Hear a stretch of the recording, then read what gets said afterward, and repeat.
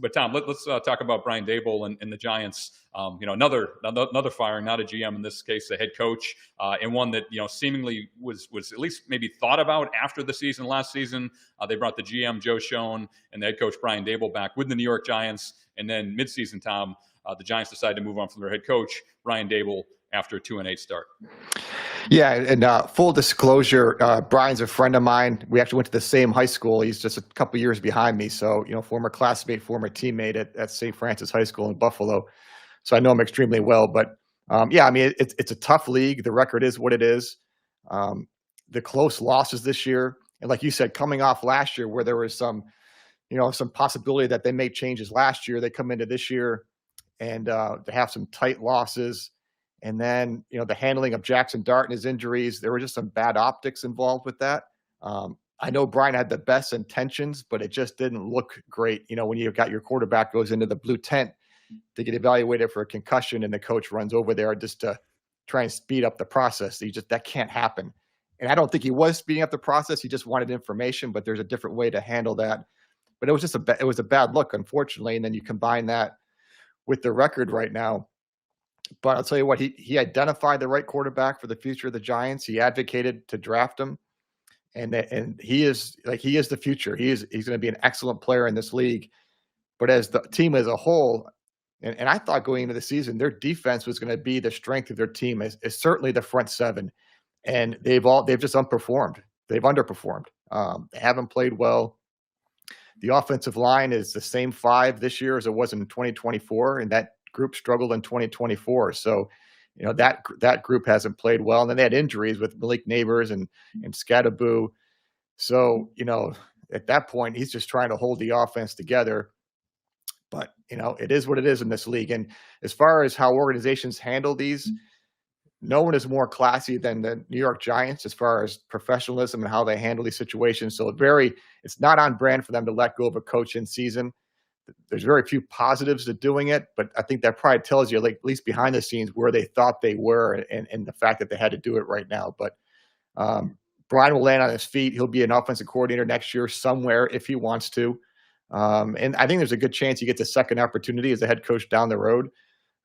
It's a difficult part of the league.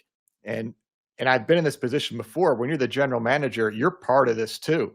And it's hard when you're letting the head coach go and you're still there because you feel like, hey, I'm part of the problem. I've made mistakes. This roster isn't where it needs to be. So it's an uncomfortable situation, but look, it's the nature of the business and you keep rolling. Tom, one of the things that jumped out to me about this firing is exactly what you talked about with regards to Jackson Dart, their future star quarterback. When you have a head coach or a manager in baseball who's on the hot seat, and they're inherently playing to win every game. They're trying to maximize the roster to win every game, but you've got a player who's part of the future. And if those two things are misaligned, sometimes it's not shocking that he may have put Jackson Dart a little bit in harm's way, whether it's the running plays that led to the concussion, or as you said, handling that event in the blue tent. He's trying to win every game because he understands his next loss could be his last loss.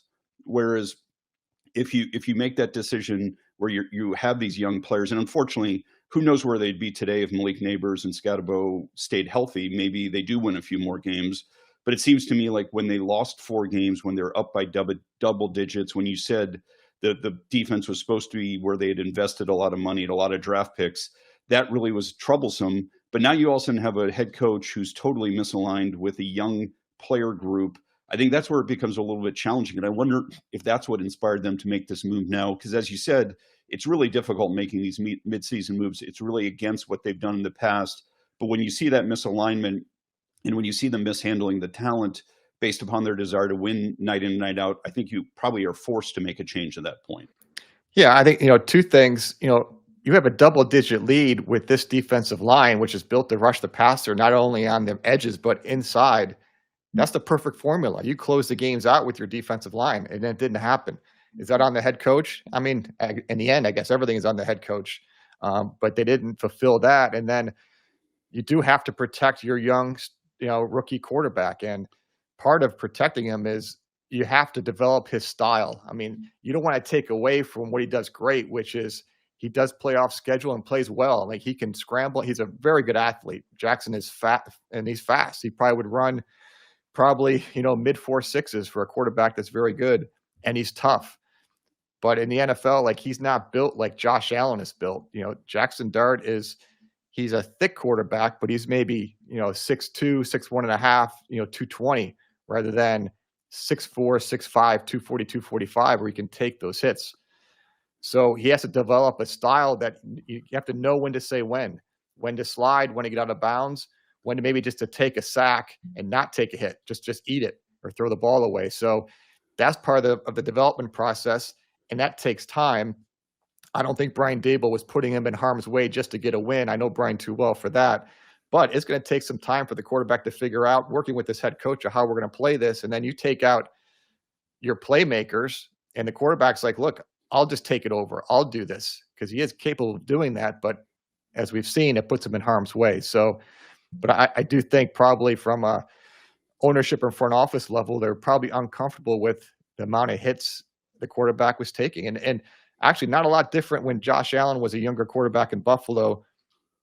And we've seen it in some other teams too, where you run some design quarterback runs with your quarterback, 'cause he's really good at it. It's nice, but there's a line. You can't do it too often, because if you don't have a franchise quarterback, you're going to be out of a job. Everybody will be out of a job. So you have to pick and choose when you want to use it.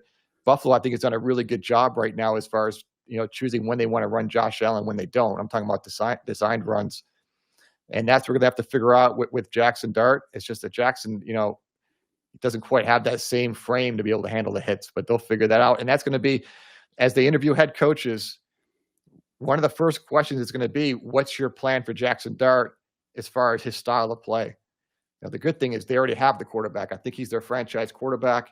I think they can win a lot of games with them, but they got to come up with a plan that best fits that quarterback. And that's going to be the major question for all these head coaches when they get interviewed.